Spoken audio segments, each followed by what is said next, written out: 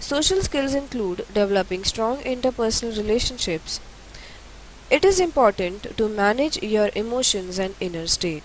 Be flexible and develop an understanding of how to adapt to the situation and manage conflicts thoughtfully. Interpersonal skills help to build strong interpersonal professional relations at work and help to lead a better life. Being inclusive is also a part of social skill. When making a conversation in a gathering at office, home or social gathering, practice helping people to feel included and avoid behaviors that make them feel like outsiders. Practice fairness. Try to be generous. Contribute equally in every relation. If a friend or partner always accompanies you in every action, then try to reciprocate equally by doing the same. Be trustworthy. Keep confidence and commitments to increase trust.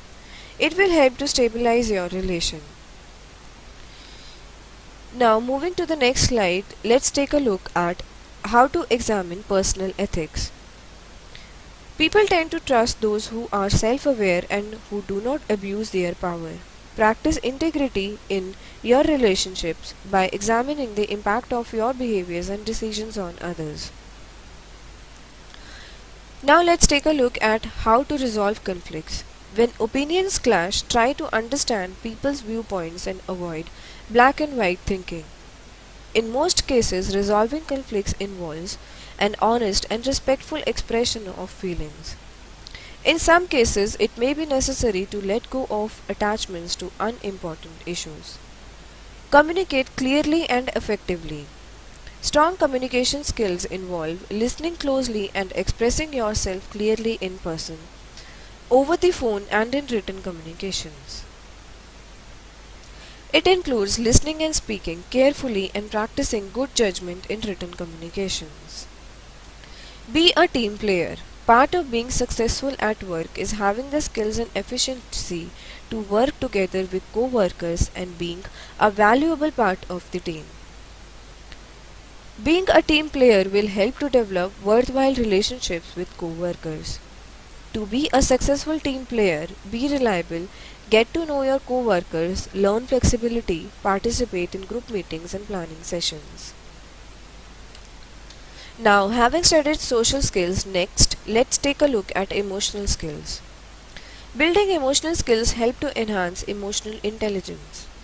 Emotional intelligence is the ability to tap into your emotions and use them to make your life better. Being in touch with your feelings also allows you to manage stress levels and communicate effectively with other people. High emotional intelligence also enhances the overall understanding of the corporate sector. Emotional skills involve optimistic thinking. Optimism is a key part of effective stress management. Thinking positively can help to boost physical and mental health. Try to anticipate best possible outcome in any situation. Seek good in every situation. Write it down, speak with success, take control, smile and stay balanced. Next is managing emotions or conflicts. Managing emotions can help to cope up with stress.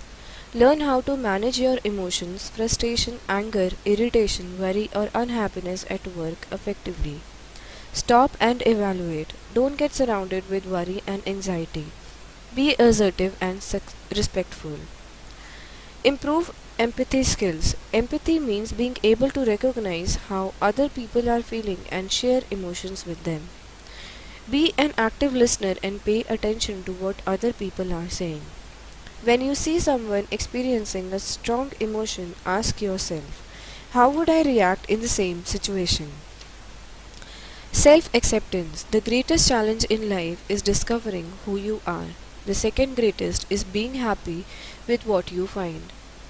Be yourself, accept yourself, value yourself, forgive yourself, express yourself, trust yourself, and empower yourself. Developing right attitude towards personal and professional life helps to develop a sense of competence required to deal effectively with challenges of daily life. It enhances an adaptive behavior, prospers wide range of skills essential for job functioning and maintaining the health and well-being of youth today.